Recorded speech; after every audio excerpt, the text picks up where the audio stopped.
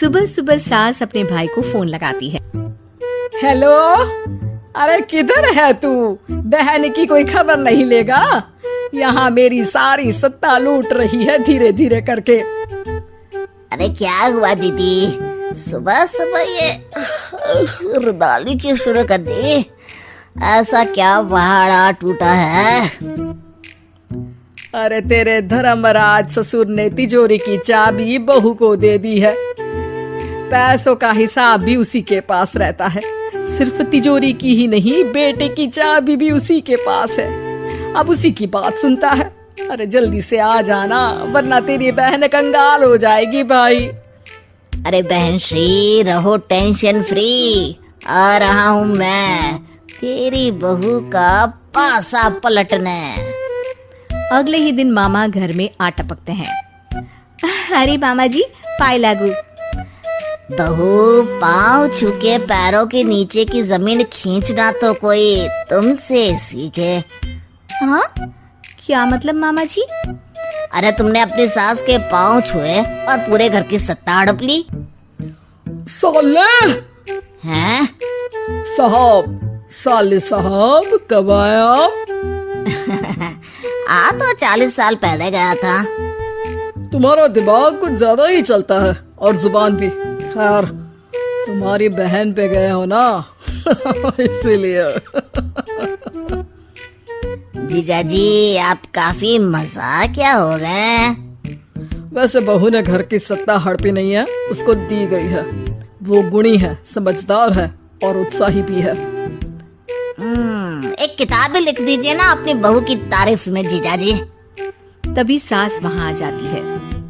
अरे भाई, मेरे भाई आ गया तू। आजा आजा आजा, तेरे लिए पकवान बनाए हैं मैंने।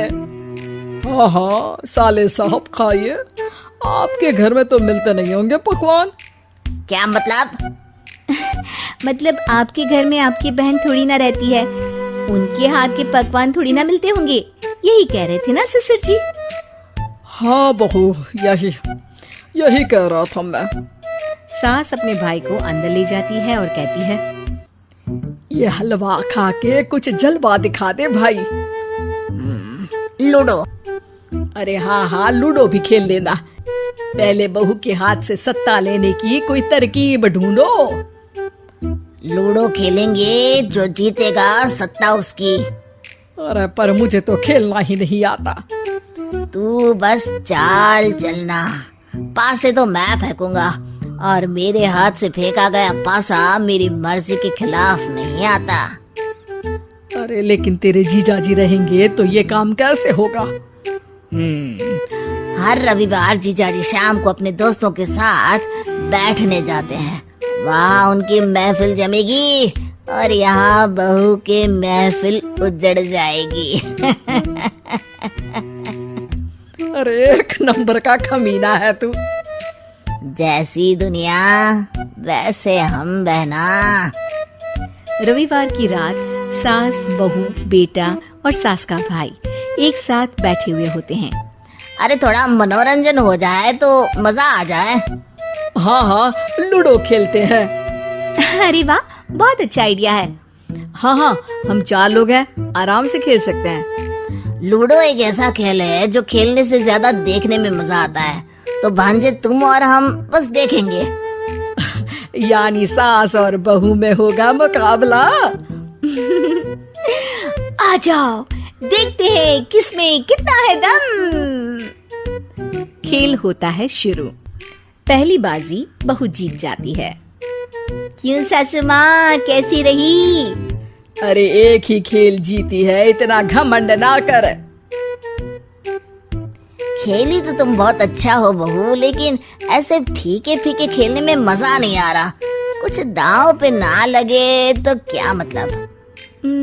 ठीक है, आप जो कहेंगे मैं दांव पर लगा दूंगी। वादा करो, खेल छोड़ के भागना मत। अरे हाँ मामा जी, पक्की बात। क्योंकि मेरी बहना कच्ची खिलाड़ी है, तो उसकी तरफ से पास से मैं फेंकूंगा। बुढ़ापे में तो वैसे भी हाथ कांप रहे हैं, पास से क्या फेंकेंगी सासू माँ? बहू को पता नहीं था कि मामा के फेंके पासे हमेशा सही बैठते हैं। वो बस पहली बाजी जीत के खुद को चैंपियन समझ रही थी।